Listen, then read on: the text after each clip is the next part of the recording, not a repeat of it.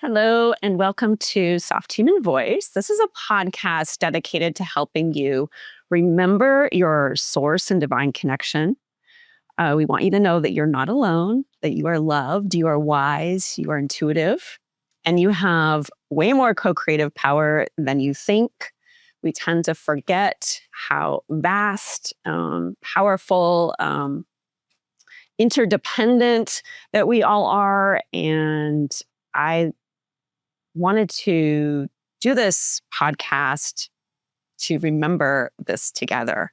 So today we have somebody who has been to the other side and has come back with an experience to share. So we'll get to touch on some of that magic. Before I get into my guest, my name is Jessica Shepard. I'm an astrologer, intuitive guide. I'm an author of 5 books. The Love Alchemist Notebook was my first one. And I also am writing on Substack, and that Substack companion newsletter to this podcast is called Soft Human Words. So if you're interested in these topics, I write about them all the time. And that is me. And now I'd like to introduce Dr. Eben Alexander. Am I saying your name correctly? Yes, you're doing just fine. Perfect. So I'm going to read a little bio. Dr. Eben Alexander is a neurosurgeon and New York Times bestselling author of Proof of Heaven, a neurosurgeon's journey into the afterlife. He's also done a more recent book. I have it right here, Eben, Living in a Mindful Universe, among other books. And he co-authored this one with his partner, Karen Newell. His works have been published in more than 35 countries. Dr. Alexander spent 25 years as an academic neurosurgeon, including 15 at Harvard Medical School and affiliated hospitals. Throughout his career, he treated hundreds of patients with severe brain injuries and disorders of consciousness.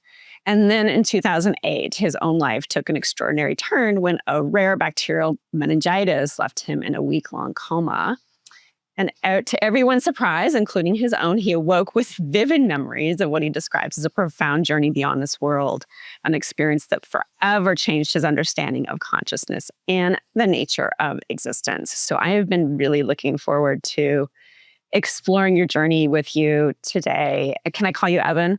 Sure. Absolutely. Would you like me to call you Dr. Alexander? I think people know that already. I'm a doctor, Okay. but yes, Eben is fine. So I just wanted to mention, Eben, why I knew of you, how I knew of you, and sort of a connection behind the scenes story. I actually had your book, Proof of Heaven, in my personal library in, what was it published? 2000? Was it 2012? Yeah. In October. So in 2010, my grandmother, who I mentioned before we started talking, she lived in South Carolina, and I lived with her for a time. She passed away.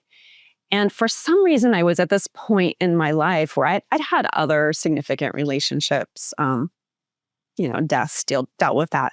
But for some reason, I had this acute fear of the unknown at that time just really come up. And I felt like I needed to define some kind of framework, right, for death and what happens after death. And this became a real big preoccupation for me. And that's when I dove into Michael Newton's works. I'm not sure if you're familiar with Journey of Souls, Destiny of Souls, and past life regressionists, and who else? Of course, your work. I did a lot, and I just felt such resonance with the lived experience of people coming back or going into trance and reporting on what the true story was. It felt true to me. And so I just wanted to mention that because your book has been really pivotal in helping me through that, not only that process of grief, but helping me to understand that larger framework of what goes on. Well, I'm so glad that it has helped you. I know that many people reach out to me and say it's helped them too. And often that help is in the setting of just answering some deep questions Mhm. that have plagued them when they lose a loved one or face a terminal diagnosis or things like this. And so I know that many people contacted me and said that there was something about the languaging I used, the way I Mhm. discussed the afterlife, that just brought back in them a personal memory that they went, oh my gosh, I'd almost like I'd forgotten that somehow. And yet this much richer reality is now uh, brought to me. And often the catalyst for that revelation was the book Proof of Heaven. And luckily, I think the other books, Map of Heaven, and especially Living in a Mindful Universe, and as you pointed out, was co-written with my now wife, Karen Newell, Mhm. who's also the co-founder of Sacred Acoustics. Mhm. So she is a very, very advanced soul when it comes to using sound for deep meditative experience. And she was very helpful in that third book, Living in a Mindful Universe, which is where we really go the distance in trying to bring science and spirituality together where they belong. And Wonderful. there's a scientific revolution going on right now that much of the world doesn't know about, and yet it will over the next decade or so because the repercussions from this revolution are going to be gigantic. It's a complete reversal of, uh, centuries of materialism and kind of missing the bigger picture of what's going on here. So it's fascinating to me that so many of these big answers are coming from the scientific community, not the religious community or necessarily even the spiritual community, but this is kind of a scientifically validated revolution in the primacy of consciousness and the interconnectedness of mind. And given our political polarization, a lot of the problems in this world, it's high time we had a solution like this coming at us. And I would say that from my perspective, it's been a good 5,000 years in the making. So this is not a little revolution, but it's a gigantic revolution. But of course, those who are paying attention will realize how fascinating it is that many of the deepest truths that we're coming to in the scientific revolution about oneness of consciousness, the brain is a filter for primordial mind, how we're all interconnected through the binding force of love. These are all deep truths that have actually been known to spiritual journeyers for thousands of years. And fascinating that now the scientific community, through quantum physics, through neuroscience and the hard problem of consciousness, philosophy of mind, and the apparent unity of mind in a given individual. Every bit of that is pointing us towards a revolution in understanding that also involves eternity of soul and how we're all interconnected. Yes. Yes, yes, yes. I would love to talk to you more about that, hear about the way that science and spirituality are merging, or consciousness.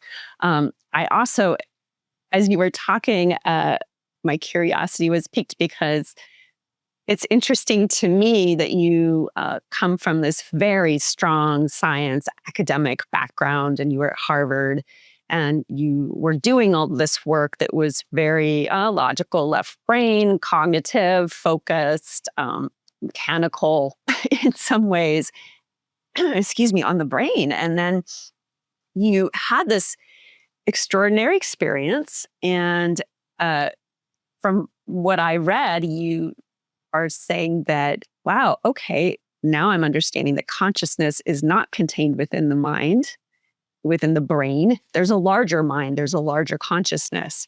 And as you took that journey, um, outside of your actual journey, the near death experience, which I'd love for you to talk about in a second, you took this larger journey out into the world as you're sharing this. And it sounds like you are merging I don't know, the intuitive and the scientist in your personal life? I mean, Well, yeah, you can't. I mean, once you start following this pathway, basically the scientific evidence all around us that we're sharing one mind and we're all truly in yeah, this together, and that binding force of love can be very healing and a wholesome. Once you get that, yeah, you also get that paying more attention to phenomenal experience, like things like synchronicities, meaningful coincidences, is yeah, actually a way that the universe, that God force, communicates with us. yeah, Pathways of kind of causal information flow that are not slave to the kind of rules of materialist interaction, but in fact reveal a much deeper, more profound information connection across the universe that has to do with soul growth, Mhm. soul interconnection, shared mission with the universe at large. I mean, these are the big principles that start to emerge from this. Mm. And ultimately, my advice to any sentient being out there who's paying attention to this discussion is that first and foremost, you're not going to learn the deepest truths just by watching podcasts and reading books. You need personal experience. Going within, centering Mhm. prayer, meditation. I use binaural beat brainwave entrainment. That is Mhm. sacredacoustics.com. I use that very powerful technique for meditative explorations every day. And Mhm. that adds tremendously to my kind of understanding of this. But you can't just do it through following the breadcrumbs of rational thought and empirical data. Mhm. You need personal experience of exploring consciousness. That was a truth I realized within about 2 years of waking up from my coma. That Okay. I'd read about 150 books over those 2 years, quantum physics, spiritual books, East and West, etc., trying to kind of fill in the gaps of my own experience. And then I realized, no, the only way to really get at it is to spend a lot of time exploring consciousness. And so for the last 12 years or so, I spent an hour to a day using sacred acoustics, binaural beat brainwave entrainment to get into deep meditative states. And that's what I recommend to anybody out there is you must have some way of acknowledging that the voice in your head, Mhm. this is not your consciousness, the voice in your head. I love how Michael Singer in his book, The Untethered Soul, he calls that voice your annoying roommate. That's it. End of story. There's something far greater about you Mhm. in kind of connecting your higher soul, connecting to your higher soul and connecting to that primordial mind of the universe. And this is the kind of thing we can do through deep meditation. And if you don't already have a way of silencing or putting in, time out that little voice in your head, I can highly recommend sacredacoustics.com is an incredibly powerful resource. I mean, as I said, I'm not part of that company, although my wife is, Karen is. Mhm. But to me, the benefits of using this meditative technique day in and day out for years has been incredible, and I think led Can to a we lot talk of about that? Yeah, I'd love to talk about that because what you described when you went through your experience was what I would call a multi-sensory experience. It's almost like you lose your mind to find the truth, right? Like you Sure. had to get out of that cognitive. You had to get out of your mind. You even say in your book that your neocortex, like Right. gone. It A was it human, was gone. offline, period, and there's a medical case report. So it's not just the medical details I put in the book Proof of Heaven, but also a medical case report on my medical records that came out in September 2018 in the Journal of Nervous and Mental Disease by Dr. Serby Khan, and Lauren Moore, and Bruce Grayson. And that case report makes it very clear my brain was in no shape to have any kind of dream or hallucination. I mean, my Mhm. entire neocortex was involved. I had deep swelling in the white matter underneath all my neocortex. So the infection had worked its way through. My glucose level in my spinal fluid, for you or me, it might be 90. In somebody with severe bacterial meningitis, that glucose level might be 20. Well, my doctors measured my glucose level as 1. No one had ever heard of a meningitis case with that CSF glucose down that low, which means the bacteria had long ago run out of eating glucose in my fluid and eating my brain. Now, of course, people who look at me today say, well, he can't have been that ill. But in many ways, that begs the question and ignores the miraculous nature of recovery in these kind of illnesses. Because, in fact, that case report not only does it make it clear my brain could not have made any kind of dream or hallucination, much less this profound spiritual journey that I had, but also the peer review editors of that journal challenged the authors and said, well, how do you explain this case? It's unprecedented in the medical literature. It's absurd. And they said it's because he had a near death experience. That's Mhm. how come you get to this extreme level of recovery against, unfathomable odds of dying from that disease. I mean, my doctors estimated I had a 10% chance of survival early that week in coma. By the end of the week, they said I was down to a 2% chance of survival, but with no real prospects for any true recovery. So they were recommending stopping the antibiotics and just letting me go. That's And it was soon amazing. thereafter that I came back to this world. And when I did, of course, my family was excited. But on the other hand, what they realized was I seemed to be horribly impaired by the event. In fact, when I first came back to this world, I didn't even recognize my mother, my sisters, my sons at the bedside. I was just absolutely blown away by this experience. In fact, a huge part of my NDE that's very atypical was that I was amnesic. I had no memory of Eben Alexander's life, no language, no knowledge of Earth or humanity, this universe. It was really an empty slate, which I think was absolutely critical for me to get some of the deepest details of the message about this primacy of consciousness. But I had to take a very, very deep dive. Well, I mean, if somebody like you, my husband, who is also a scientist and doctor, would say a highly trained mind. I think it would take more to get out of that highly trained mind than like the average person. So that kind of makes sense for you. And I think as I've read these NDEs with various people, it occurs to me over and over again that we probably have a unique experience, personalized almost to what we need to have in order to deeply Right. understand what we need to come back with. And Well, so for you, yeah, go ahead. I was just going to say all near death experiences are made simply for the individual who has them. Yeah. There's no other reason for them to have the ingredients, the qualities, the transformational effects, et cetera, except in service to that soul living its soul life. But the interesting thing is when you compare them in large numbers, NDEs have an incredible pattern of similarity that suggests a reality of that realm. And I think that's important, especially when you realize that near death experiences have been around for thousands of years. In fact, I would say all of our big religious systems have come from somebody having an amazing experience and then coming back to this world. But interestingly, most people who would have had an NDE died back before the late 1960s. And in the late 1960s, doctors developed ways to resuscitate cardiac arrest patients. So since the late 60s, we populated this world with millions of people who have been to the other side and then come back to tell the tale. Far more alive at one time than have ever existed in the past. And I think that's for a reason. This world is waking up. And this is part Yeah. of that big giant wake up call is That's near a death really experiences and all the parallel things that have to do after death communications, shared death experiences, which are just like near death but happen to perfectly healthy people. And then, of course, that huge literature on past life memories in children indicative of reincarnation that comes, for example, out of University of Virginia.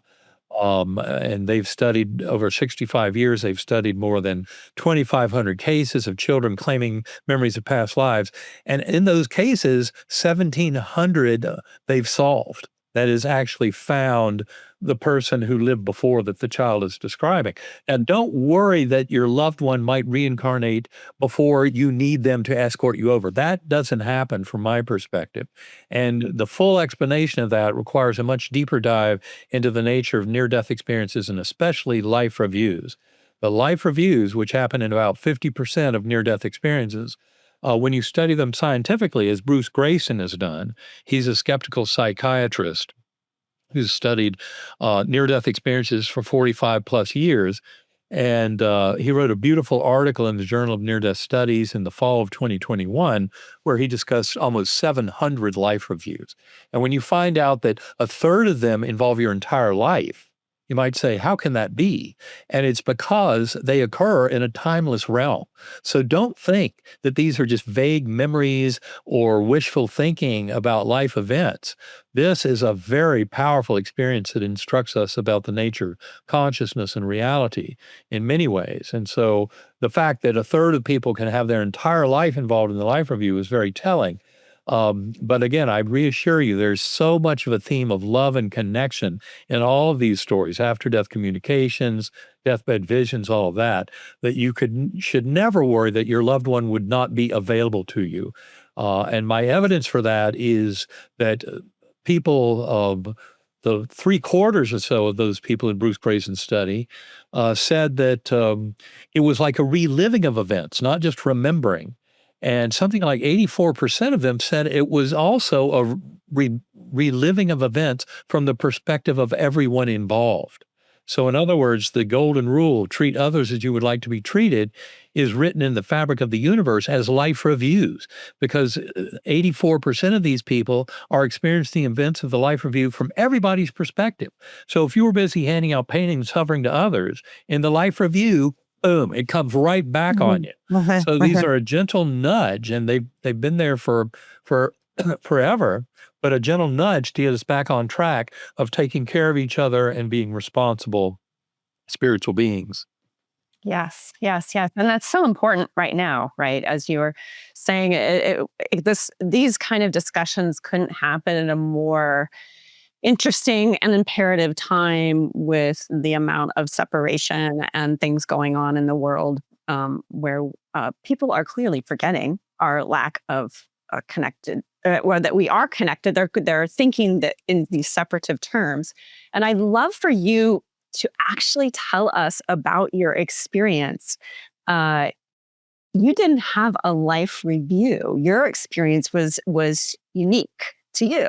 So, could you tell us about, especially, I think, what's interesting, at least to me, and hopefully to some listeners, is the multi-sensory feeling experience of how you actually grokked these everything is love. That's who we are.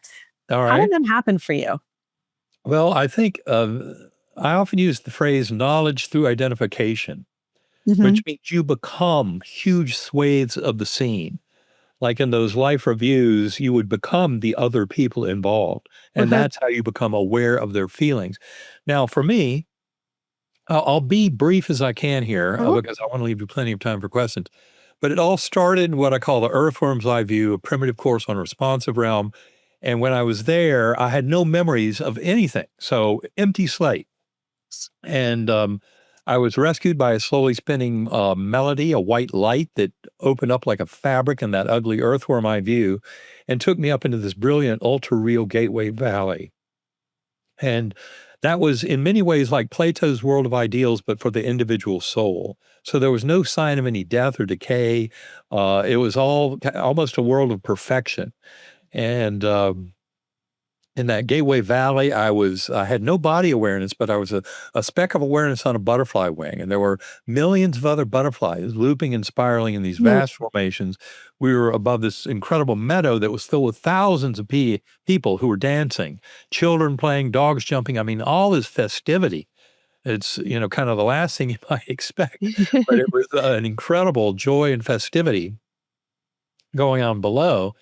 And the best part, of course, is people who've read the book Proof of Heaven realize, well, I wasn't alone. There was a beautiful spiritual guide, a guardian angel, with me on that butterfly wing. And she, remember, was a young woman with sparkling blue eyes, high forehead, high cheekbone, broad smile. She never said a word. She never had to. But her message to me, which was delivered telepathically with this beautiful mind meld, is you are deeply loved and cherished forever. You have nothing to fear. You're richly cared for. You can do no wrong. I wish I'd explained that last phrase, you can do no wrong, much more fully in the book. I thought I'd set the stage to where people realize in that world, there's so much light and love that no other action other than pure light and unconditional love suits. So if any other action happens, like most events of our life in a life review, it falls away as, oh, this is not the way to be. So in other words, you can do no wrong is implying that the guideposts for following the pathway of light, love, kindness, compassion, and mercy to all fellow beings is what is there in that realm. And so any life review that reflects less than that shows that you're falling short of your soul's journey. But for Mhm. me, even in spite of my amnesia, I did witness life reviews in two very powerful fashions. Now, all this occurred as we progressed up through the next levels because as magical as that Gateway Valley was and the lessons that I learned there, there was much more to be shown. People often in an NDE describe a boundary, or if you go beyond this point, you're not coming back. It's kind of a point of no return. And I think I was able to glimpse a bit beyond that point, because what I witnessed were these angelic choirs that were fueling all the incredible festivities and joy and merriment in this Gateway Valley. We're also summoning up another portal to another higher level. And I remember seeing all of four-dimensional space-time collapsing down, all of the spiritual realm with its, remember, the a temporal connection goes far beyond our sense of Earth, of time flow, because in these life reviews, birth, death, everything in between is simultaneously presented to you. It's one of the reasons why I think these journeys are so difficult to put into words, is when you make all those connections, the connections are obvious, especially through this knowledge, through identification, as you become grander and grander aspects of the entire scene you're witnessing, when that can encompass your entire life and even past lives and potential for future lives. It is a gigantic theater of kind of demonstration of your intersection and interaction with the universe at large. And that is not something we're used to taking in and then bringing back as, oh, yeah, then this happened and then this happened, like a trip to Disney World. Right. So at any rate, but as I traverse these angelic choirs provided yet another musical portal to higher levels.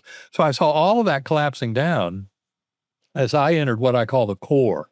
And the core was an infinite inky blackness, higher dimensional, but it was filled to overflowing with the love of that God force, that pure, unconditional love. Mhm. And that is what is gifted to near-death experiencers, so Mhm. that more than 90% of near-death experiencers, and this includes many who might have previously been atheist or agnostic, but more than 90% of them come back from this experience not only believing or having faith in a loving God, but knowing through personal experience that that God exists and is part of them.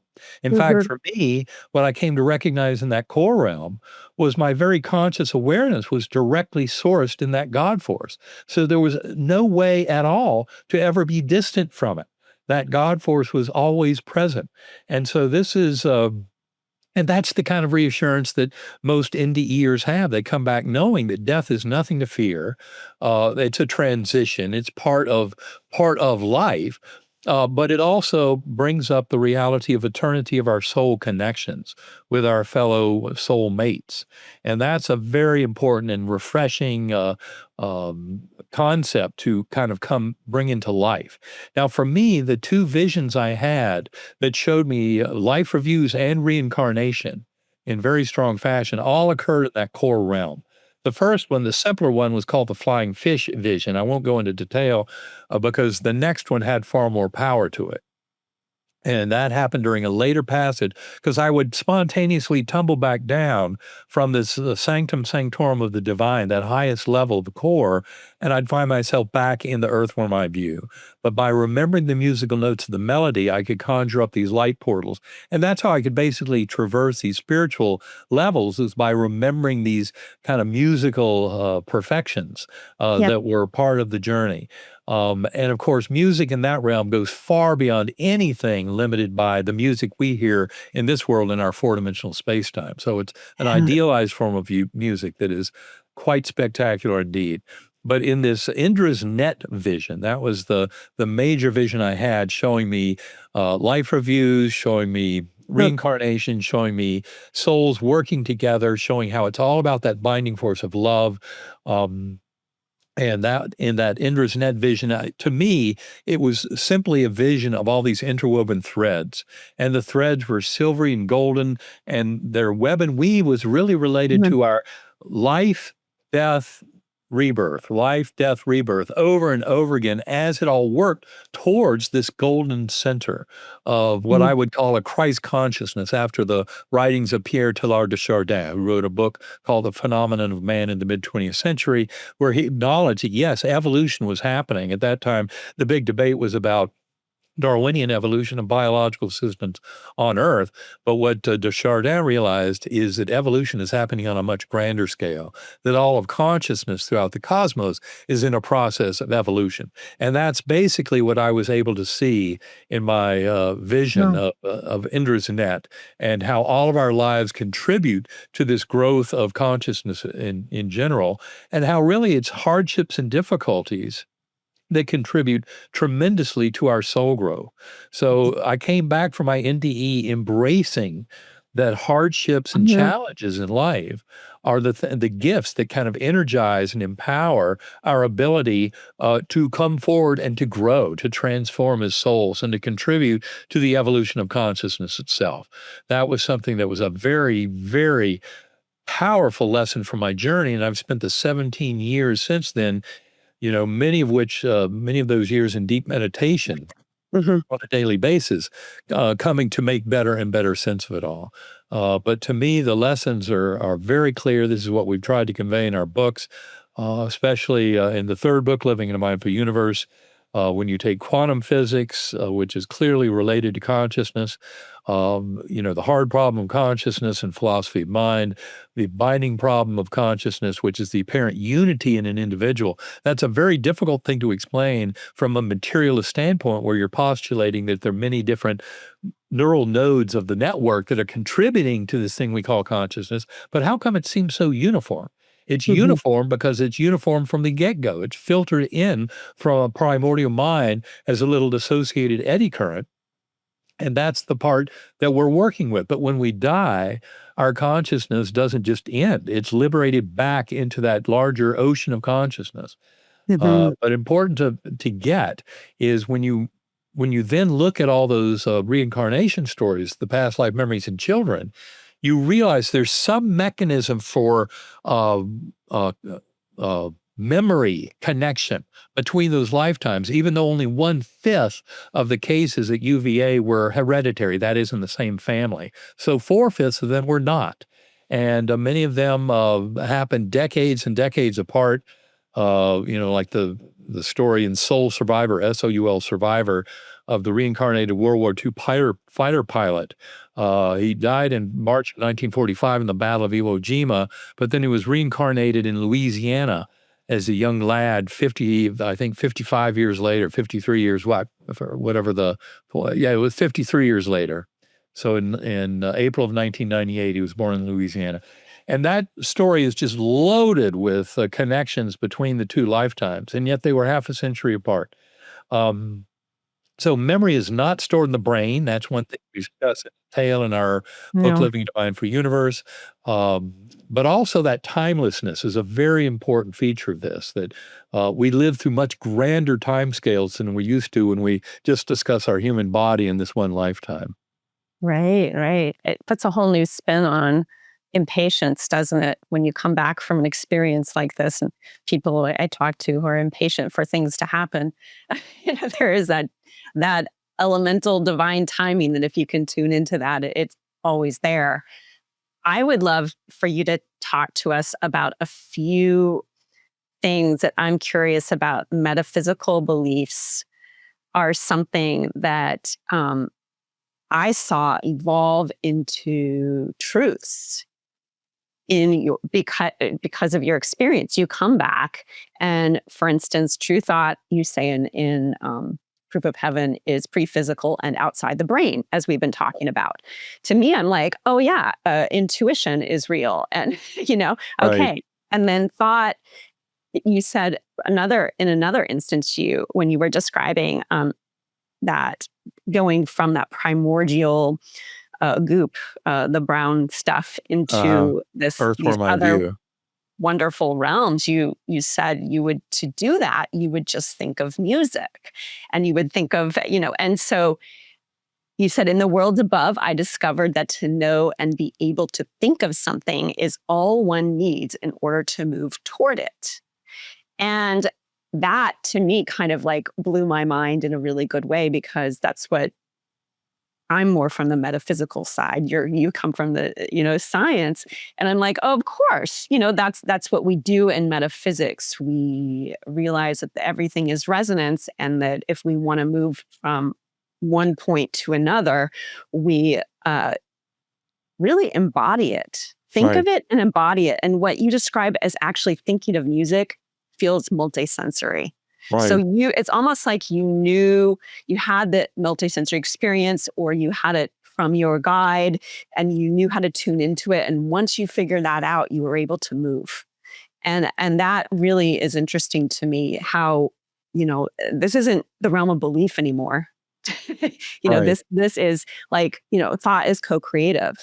Right, exactly. Well, that's what you find in these adventures, and I hope people here realize we're not talking about the kind of music that's heard by the ears. I know when I've gotten in discussions with certain materialists about these topics, they hit a roadblock when they think, "Well, wait a minute, we don't have sound waves hitting your ears to give you that music. So where's it coming from? Or we don't have, photons touching your retina. So where do the visions come from?" And that's where this whole concept of knowledge through identification is so important. And this is why meditation is also an incredibly important tool, because the more people work with meditation and play with meditation, the more they start realize it's in many ways it becomes a form of lucid dreaming. And in fact, with sacred acoustics, it's Karen's website, sacredacoustics.com, has a lot of information on this. But it's really about it's an interesting dance of kind of letting go and yet having intention. Mhm, So you go in, and initially in my meditation, I'll state an intention, make a request, ask a question. And sometimes it's just, what do I need to know now? But mhm. then I've learned to just ride those sacred acoustics tones, which are causing a very powerful oscillation down the lower brainstem. That's part of the magic of sacred acoustics. And so for me, once I feel that going, then my little voice in my head, the Eben Alexander ego voice, can go into timeout. And then I've learned to just ride those tones, and you basically do get into a hypnagogic state. It's between awake and asleep. So it's an invitation for the universe to offer up like dream material, but it's Mhm. doing so in response to your kind of questions and your guidance. It is a form of lucid dreaming. I love it. And Yeah. Intentionality is so important, and it's so different from what we come to think of as, in our culture, everything occurs with effort and striving and, right, even discipline and like these really hard feeling, uh, you know, almost physical things. Now, intention is lighter. It's almost like putting the car in a gear and letting it coast, and you get really kind of, anchored in your intention, and let it take you somewhere. right. So when you go into these states of meditation and you are using the binaural beats and the music, do you think that that works really well for you because you experience that multi-sensory symphony, the music beyond ears, and Well, I think I do have the benefit of that reference point from yeah. having had an NDE, but I can tell you from having given, 100 or so workshops around the world and online with Karen, with my partner, who's a very brilliant spiritual journeyer. But we've had people, who are quite naive to anything spiritual and meditative, who had tremendous benefit using sacred acoustics in our meditation workshop. So to me, having that reference point, yeah, it probably has helped me Mhm. tremendously. But people are making tremendous strides in their own lives. I mean, we have people who connect with souls of departed loved ones. We have all kinds Mm. of successes in these meditation workshops. And these are people who've never had their own NDE. They might be aware of it. And yes, I think being aware of NDEs kind of helps you in the spiritual Mhm. space to kind of open your mind to the possibilities. But meditation itself can be an incredibly powerful tool for a sentient being who is committed and dedicated to trying to learn more about their function here on Earth. Why do they exist? Why? Mhm. What's their relationship with the universe at large? And meditation is a beautiful way to start opening up to these deep truths and having the universe show you, the kind of information that helps you see how you connect with the universe and what you should do next. So the meditation is a step not to be skipped, a very important step. Hmm. And even though I may have gained some benefit from the touchstone of my NDE, I do believe that I've seen plenty of evidence that people who've never had an NDE can make tremendous kind of spiritual progress and demonstrate a very facile ability to reconnect the souls of departed loved ones with their higher soul, with various spiritual guides, etc., through using these meditative techniques. That's wonderful. That is just wonderful. What a wonderful gift. I mean, I think, again, back to everybody seemingly who has an NDE gets the information that they need to get for, to bring it back. And in your case, it's become purposeful. It's become meaningful. You've built this phase of your life around sharing your experience and helping other people to connect in this way that you've learned how to do. Right. I'm curious if you have, I want to say, give me a percentage of how close you've gotten to that feeling realm of like, oh, this is where I was in your Well, meditation. let's put it this way. I've Yeah. actually used meditation over these 12 years or so that I've been using sacred acoustics to develop relationships with everything that I first encountered in that NDE realm. And in fact, in the third book, in Living in a Mindful Universe, I talk about how one of the biggest surprises of my NDE experience was that my adoptive father, who was very important in my life, he was a globally renowned neurosurgeon, but he was nowhere to be found in my NDE. Huh. Absolutely no hint of his existence. And so when I came back, initially, I knew all this extraordinary spiritual stuff that had happened to me. I was just beginning to learn how sick my brain was and that my brain could not have supported any of that. But I never really read the near-death experience literature before because I always thought, well, it's a trick of the dying brain. Who cares what happens? But now you bet I wanted to read about it. But luckily, my older son, Eben the fourth, who was majoring in neuroscience in college at the time, he came home 2 days after I got out of the hospital. It was the day before Thanksgiving, 2008. Gave me a big hug, said I was more present than I'd ever been, and he felt like there was this light shining within me. And I told him it was way too real to be real because that's what my doctors had kind of given me that clue when I tried to share my spiritual NDE with him. They said, pat me on the back and say, well, your brain was soaking in pus. We have no idea how you're even coming back to us now, but you can forget about it. The dying brain plays all kinds of tricks. So I was trying to dismiss it, but wow, what Right, a right. wild, wild hallucination. I wanted to write it all down, record it. To me, it was obviously going to hold some secrets about consciousness and the nature of thoughts and all that kind of thing. And so at any rate, but when my son told me you need to write everything down before you read anybody else's NDE account. And he knew by studying neuroscience at the time, every time you revisit a memory, you change it. Right. So he said, write everything down you can remember now to have a fresh, kind of virgin look at your NDE, uninfluenced by anybody else's tales. And so that was smart. And I did that. But then when I started reading the NDE literature, I was shocked because that guardian angel was so clear to me. And also, I found that the guardian angel must be someone deeply important to you in life, and yet I had no idea who she was. Mhm. So, and of course, the bigger part of the story for people who have never heard of me before is that I was adopted. And I'd spent much of my life with that kind of smoking crater of being left behind by my birth mother, who Mm. was 16 years old, unwed, back in 1953.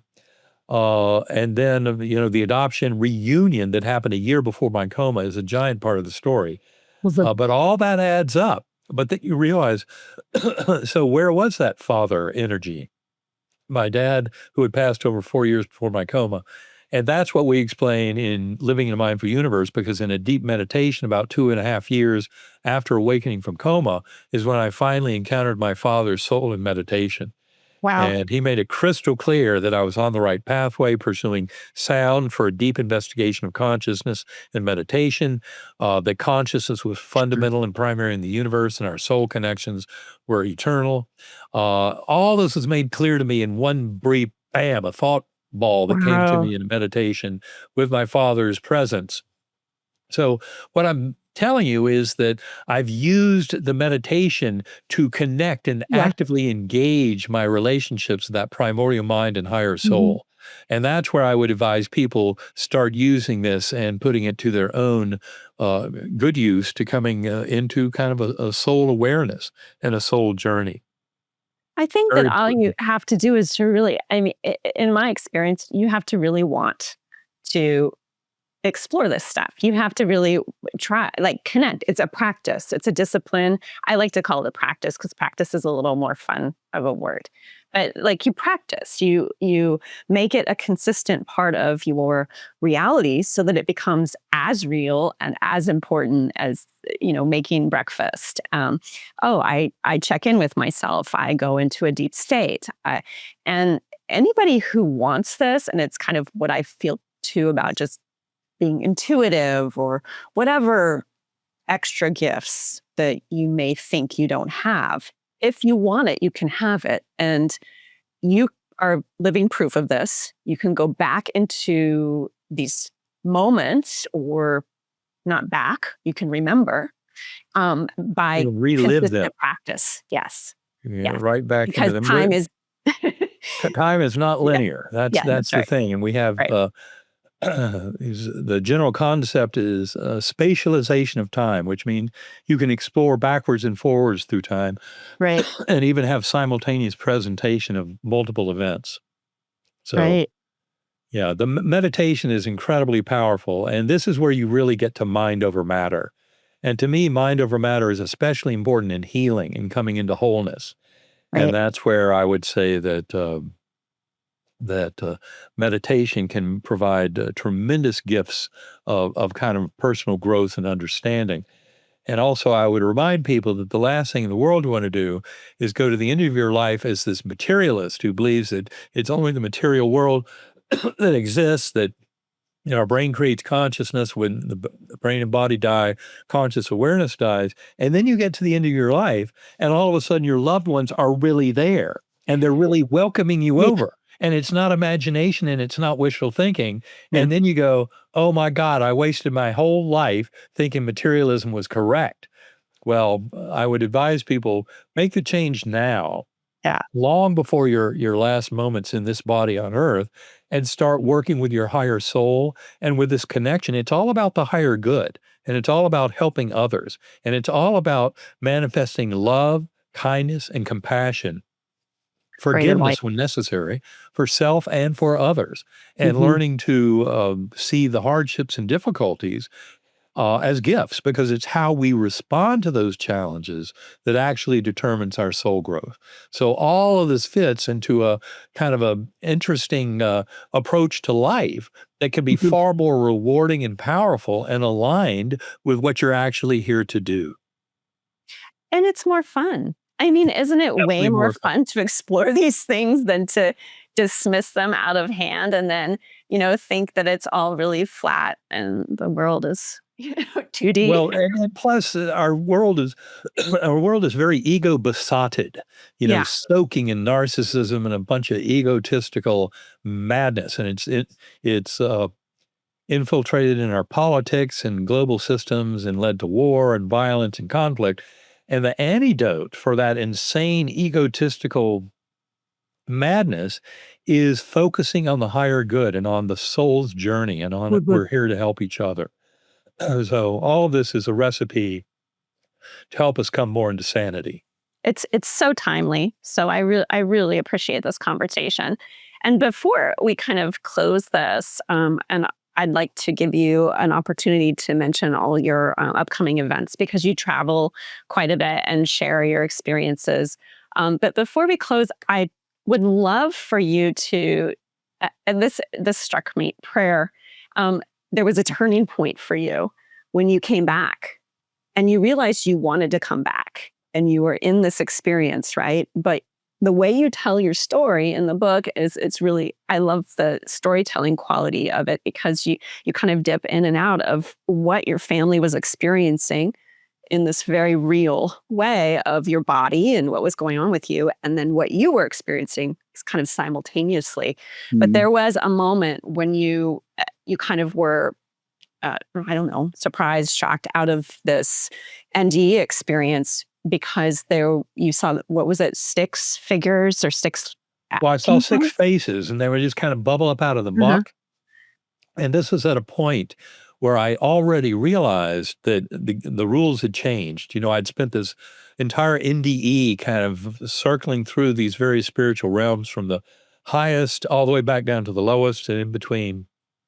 And every time I entered that core realm, I was told, not in words, but in pure conceptual flow, you're not here to stay, you'll be going back. We'll teach you many Mhm. things. And that came to a point where it was true. And so every time I remembered the musical notes of the melody to conjure up the light portal to escort me up out of that earthworm eye view. But now it didn't work. Remembering those musical notes in my mind did not bring up that light pathway. And to say I was sad at that point would be an understatement. Mm. But I also knew I could trust that I would be taken care of. And that's when I saw thousands of beings going off into the distance, heads bowed, some holding candles. And what I called that was the power of prayer, because that was kind of leading me back. And I go into a lot of that in the book about how that appeared to me. But then the stage that you're talking about came next, and that was the six faces. They would bubble up out of the muck. They'd say a few words, but I couldn't understand the words because of my amnesia. And then they go back in the muck.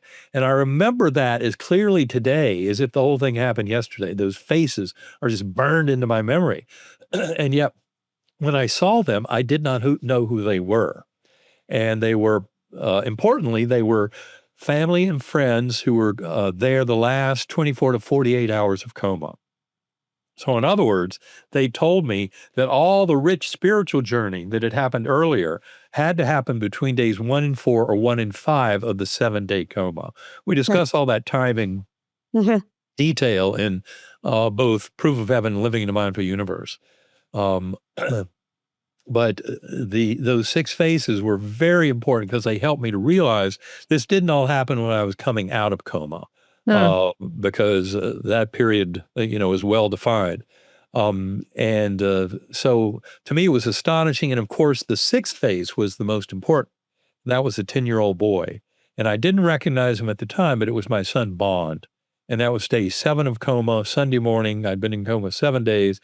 That's when the doctors held a family conference, said, time to let him go. And they had protected Bond through the worst news of the week. But he overheard that and he realized, well, wait a minute, something, they haven't shared everything with me. He came running down the hallway, pulled open my eyelids that had been taped shut, one over there, one eye over there, neither pupil working. Anybody in medicine knows that's a horrible picture. Um, and he was pleading with me, Daddy, you're going to be okay. Daddy, you're going to be okay. As if somehow that would make it so.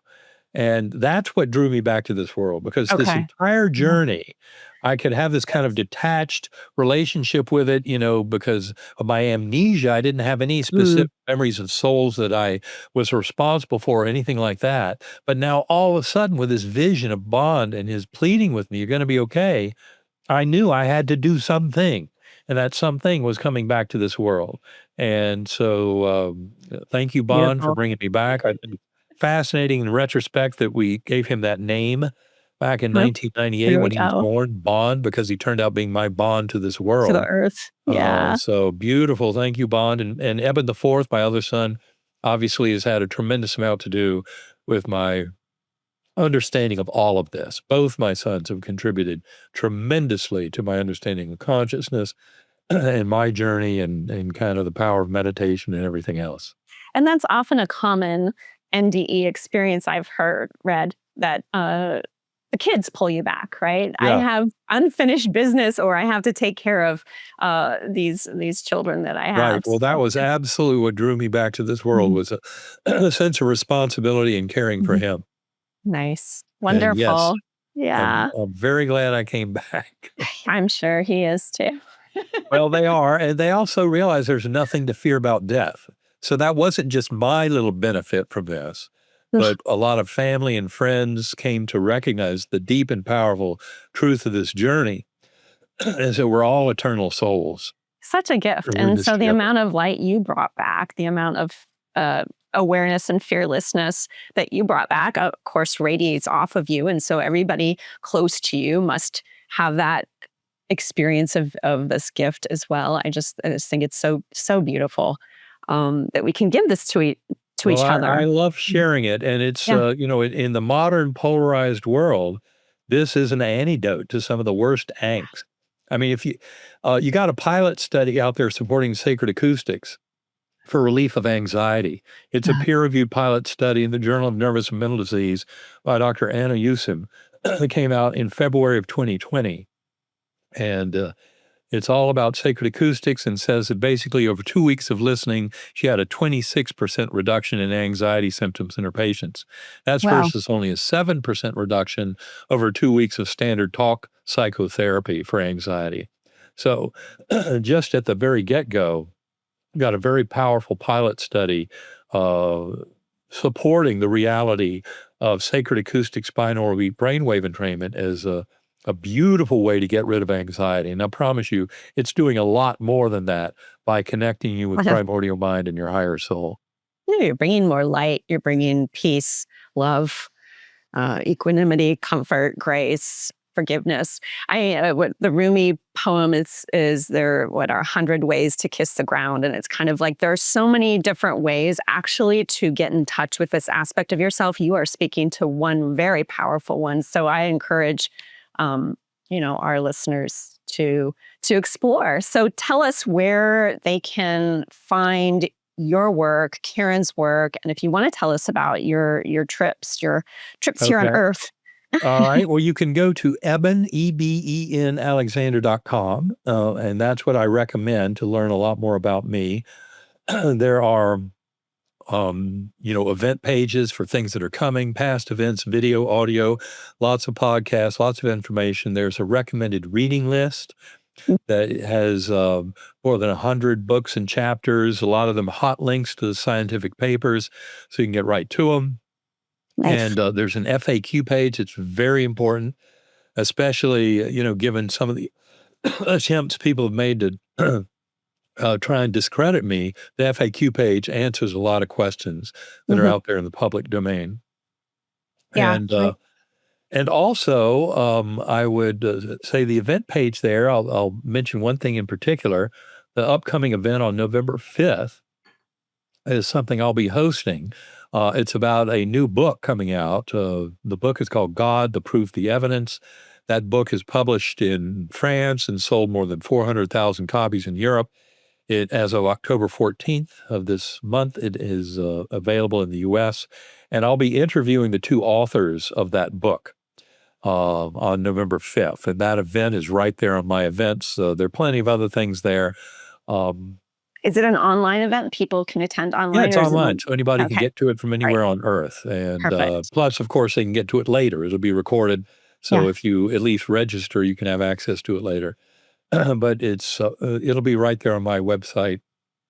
Also, I And can highly Mhm. recommend 33-Day Journey. When you get to evanalexander.com, Mhm. there's a little banner wiggling in your face. And if you click on that, leave your first name and an email address, you're often running on a 33-day email drip campaign where each day you'll get one of the major concepts from our book, Living in a Mindful Universe.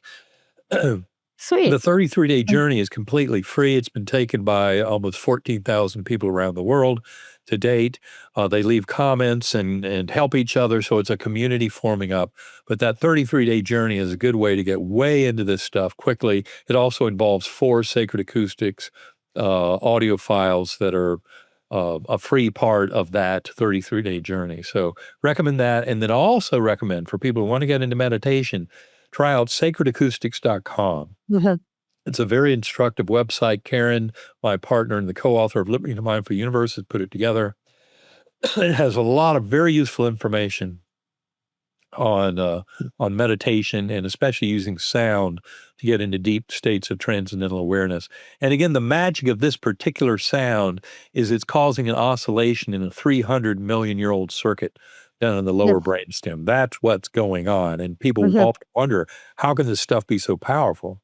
And that's because these sounds are having a very substantial influence on your lower brainstem. And of course, any oscillation in that part of the brainstem can lead to alterations in states of conscious awareness. That's often Mhm. used for hypnosis, like with the pendulum. EMDR, eye movement desensitization reprocessing, which is a very powerful treatment for post-traumatic stress disorder. Well, EMDR uses rapid eye movements, again, rapid oscillations in the lower brainstem.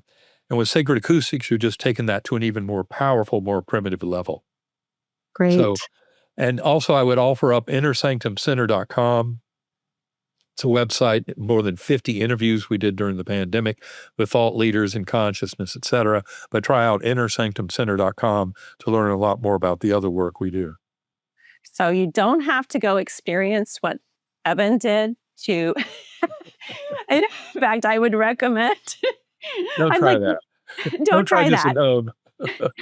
Don't do the meningitis at home. No, no, no. Much safer to do meditation.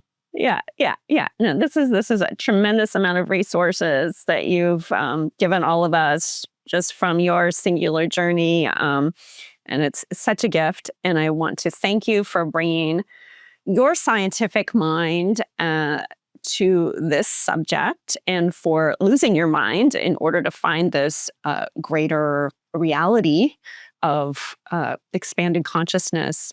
It's just so hopeful. I encourage anybody who is, I don't know, struggling with perspective on death, perspective on why we're all here. I mean, it's a framework, like you opened Mm. up talking about. It is a framework and more than a philosophical one, an experiential one, which Oh, many it's people all are. about the experience, and personal Yeah, experience is the best teacher. it's the best. I agree. So, thank you for joining us. Thank you for being here, and Yes. we look forward to, you know, reading more, hearing more, interacting more with this. All right. Well, thanks a lot, Jessica, and thanks for what you do getting this out to the world. I really appreciate it. It's my pleasure. All right. All right.